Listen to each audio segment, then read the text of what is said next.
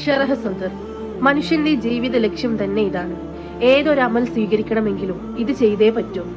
ഈ ഒരു കാര്യം ചെയ്താൽ മാത്രമേ അവൻ ആഖിറത്തിൽ വിജയിക്കൂ. ഈ ഇൽമുകൾ ഒരിക്കലും നിങ്ങൾക്ക് കിതാബുകളിലൂടെയോ പ്രഭാഷണങ്ങളിലൂടെയോ ലഭിക്കുന്നതല്ല. മറ്റുള്ള ഇൽമുകളെല്ലാം ജിസ്മിന്റെ അഥവാ ശരീരത്തിന്റെ ഇൽമുകളാണ്.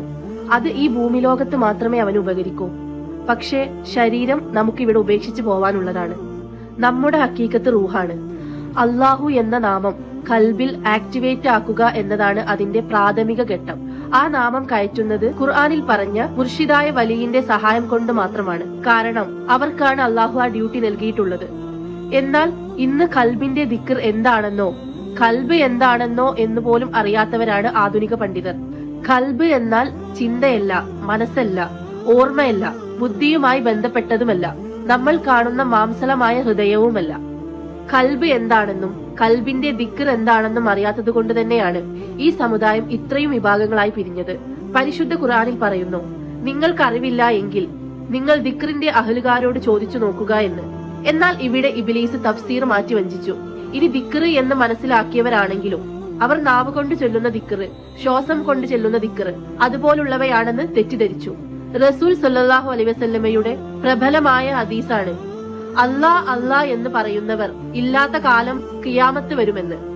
എന്നാൽ ആ ഹദീസിലും ഖൽബ് എന്ന പദം മാറ്റിക്കൊണ്ട് ഇബ്ലീസ് വഞ്ചിച്ചു. ഖൽബ് കൊണ്ട് അല്ലാ അല്ലാ എന്ന് പറയുന്നവർ ഇല്ലാത്ത കാലത്ത് ഖിയാമത്ത് വരും എന്നാണ് ശരിയായ ഹദീസ്. അല്ലാതെ നാവ് കൊണ്ട് ദിക്ർ ഇല്ലാത്ത കാലം ഒരിക്കലും വരാൻ പോകുന്നില്ല.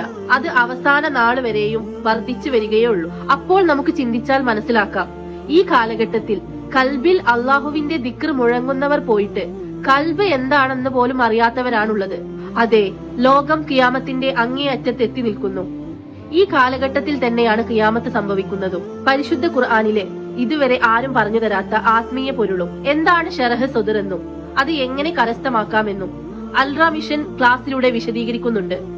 പരിശുദ്ധ ഖുർആനിൽ പറഞ്ഞ മുർഷിദായ ആ വലിയിലേക്ക് നിങ്ങളെ എത്തിക്കാനുള്ള കവാടമാണ് ഈ ക്ലാസുകൾ.